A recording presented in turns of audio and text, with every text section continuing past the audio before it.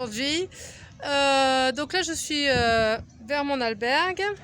Je vais descendre un peu les escaliers. Vous allez voir l'albergue, c'est un ancien monastère, je crois. Voilà, regardez, c'est géant derrière. Je vais vous le montrer. Je ne sais pas si on le voit. On va essayer de le voir comme ça. Voyez, vous le voyez ou pas? Voilà, c'est carrément un grand bâtiment. Comme ça. Voilà. Voilà, c'est un grand bâtiment, c'est fou, il y a 115 places je crois dans les dortoirs, plus des chambres, enfin c'est un truc énorme, mais bon. Ce qui est bien, c'est qu'il y a la vue sur la ville, donc la vue sur la ville qui est là, sur Santiago derrière moi. Voilà. Donc bah écoutez, aujourd'hui une étape assez courte, il me restait 22 km, j'étais au point 22 ce matin, donc bah voilà, j'ai fait 22 km, en fait je les ai fait hyper rapidement parce que boosté par le décompte de 22 à 0, puisque 0 c'est à la cathédrale, voilà.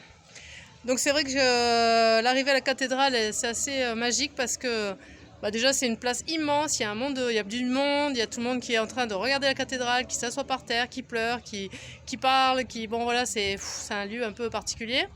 On voit des pèlerins de partout. Et puis voilà, la cathédrale elle est absolument magnifique, extraordinaire, elle est géante et c'est vrai que ça fait un coup quoi. Donc ça va, je me suis remise de mes émotions quand même. J'ai un peu du mal encore à réaliser que je suis à Saint-Jacques-de-Compostelle quand même. Là pour le moment j'ai l'impression que c'est une étape comme les autres et que voilà, je vais continuer. Mais non, il faut que je comprenne que là ça y est, le Camino Frances c'est terminé. Le GR65 c'était fait, le Camino Frances c'est fait, ben voilà. Une histoire qui s'achève, alors c'est toujours un petit peu bizarre quand quelque chose s'arrête.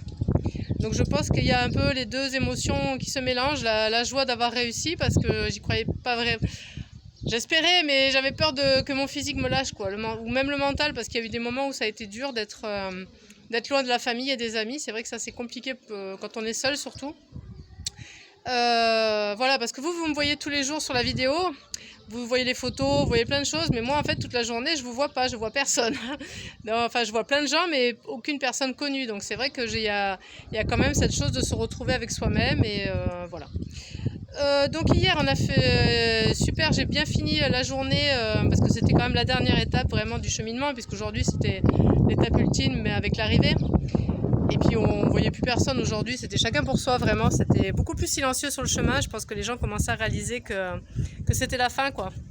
Donc hier, eh bien super, au petit gîte où j'étais, on était les 8. Les 8, on s'est fait un petit repas tous ensemble, en auberge espagnole, voilà. Tout le monde a mis des choses sur la table, on a mangé tous ensemble. On s'est raconté notre chemin et puis après on s'est dit au revoir pour chacun reprenne sa route, quoi. C'était un petit moment très sympa et voilà. C'était bien que ça se finisse comme ça, pas encore dans des grosses albergues où tout le monde est dans son coin et se parle pas. C'est vrai que j'ai eu la chance de pouvoir faire ça hier et c'est bien, c'est chouette. Donc là, je suis dans une grande ville, donc forcément il y a des grosses albergues avec beaucoup de monde, mais c'est pas grave. Là maintenant c'est mon moment à moi, c'est la fin quoi. Faut que je réalise que ça y est, j'ai réussi à faire ce que je voulais faire depuis tant d'années. J'en parlais depuis tellement de temps. Donc là c'est bon et je suis très fière de moi parce que j'ai vachement bien géré quoi. Ah ouais, je peux le dire. Allez, c'est le moment, ouais. Non, j'ai bien géré le physique, j'ai géré le mental, voilà. Le mental, avec les vidéos et puis avec les contacts avec tout le monde, là c'est vrai que ça m'a bien aidé. Je pensais pas au départ, je me suis dit ça va être un peu lourd comme chose à faire et puis finalement, non. C'était vraiment bien, ça m'a aidé et puis ça m'a fait garder le contact avec ma vie là-bas, loin, à 1591 km. Non, je suis à 1591 km du puits. Bon, à peu près pareil de ma maison, donc voilà. Oui, je suis pas au 1600, mais j'y suis presque. Voilà, donc ouais, j'ai réussi. Alors mes chaussures, elles sont quasiment mortes. Elles vont peut-être peuvent tenir encore quelques jours, mais pas plus. Là, c'est bon. Et puis mes sandalettes, elles ont bien tenu le coup aussi. Je les ai pas mal utilisées aussi. Et puis bon, j'ai géré le reste et je suis contente d'avoir bien mon sac. Il n'y avait pas de superflu. Peut-être mis à part, c'est vrai que j'ai renvoyé la cape de pluie. Voilà, j'ai préféré garder la veste. Bon, c'était un petit truc comme ça.